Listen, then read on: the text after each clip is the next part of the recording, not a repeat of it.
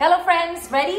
Hoy vengo con una píldora de teoría. Las tag questions, las preguntas coleta, así lo digo yo. Las preguntas coleta son maneras de preguntar en inglés un poquito difíciles. Por ejemplo, en castellano, ¿verdad que a veces hacemos preguntas como estas? Oye, el otro día fuiste a casa de Pablo, ¿verdad? Nos aseguramos de una idea que tenemos diciendo verdad o cierto detrás. En inglés lo podemos hacer igual. The other day you went to Pablo's house, right? Podemos decir right, ¿cierto? Pero las personas que hablan inglés a veces utilizan las preguntas coleta, que suenan así. You went to Pablo's house, didn't you? ¿Veis la diferencia? Es bastante más difícil, pero hay dos normas que si las sabéis utilizar, súper domináis. La primera es que tenéis que mirar si la frase está en positivo, la pregunta coleta estará en negativo, ¿sí? Por ejemplo, he is happy, isn't he? ¿Veis? La pregunta coleta, isn't he, está en negativa. Y al revés igual, si la frase está en negativo, la pregunta coleta en positivo. Por ejemplo, he isn't happy, is he? ¿Veis? Así que esto es lo más importante, una de las cosas más importantes, tenéis que siempre ver que la primera parte está en un sentido y la otra en otro, positivo, negativo, negativo, positivo.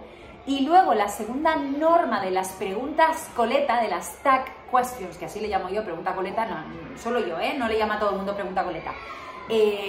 Las tag questions, la segunda regla es que tenéis que mantener el mismo tiempo verbal. Por ejemplo, si estáis hablando en pasado simple, she went to school. Ella fue al cole. She went to school.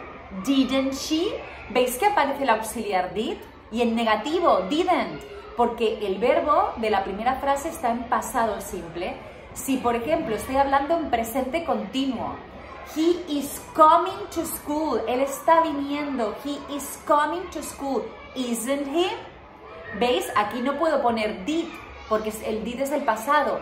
Mantengo el mismo tiempo verbal. Ahora bien, errores que a veces cometemos. Primer error, no recordar la norma de pasado de positivo, negativo, negativo, positivo. Y tenéis que tener siempre eso súper claro, ¿de acuerdo? La segunda norma en la que nos equivocamos a veces y sobre todo es con los cambios de los tiempos verbales porque no los tenemos claros, pero con uno muy en concreto y es el presente simple afirmativo. Por ejemplo, cuando tenemos oraciones en presente simple negativo, she doesn't like pizza, does she? Aquí lo vemos claro porque está el auxiliar does. Y eso es como la palabra mágica que nos recuerda, oye, que estoy en el presente simple. Pero cuando estoy en una afirmación sin el auxiliar, por ejemplo, she has a brother. She has a brother. Doesn't she? Aquí tengo que volver a utilizar el doesn't, aunque no está en la primera oración. Porque el presente simple, el auxiliar, solo sale en preguntas y en oraciones negativas, no en afirmaciones. Lo mismo con el pasado simple. Aquí también nos confundimos. Cuando vemos did o didn't en la primera parte de la oración es muy fácil. Lo convertimos al otro sentido, positivo o negativo, y lo tenemos. Pero cuando la oración en pasado simple es, por ejemplo, she walked to school, she walked, que acaba con ed, pasado, she walked to school. Didn't she? Tengo que meter el auxiliar al final porque es el sentido contrario y lo tengo que respetar en pasado simple, utilizando el mismo auxiliar. Recordad, los auxiliares son esas palabras mágicas que utilizamos en los tiempos verbales, ¿de acuerdo? En pasado simple, did, didn't. En presente simple, do, don't, does y doesn't. Hay más, ¿de acuerdo? En presente continuo, el verbo to be. En pasado continuo, el verbo to be en pasado, ¿sí?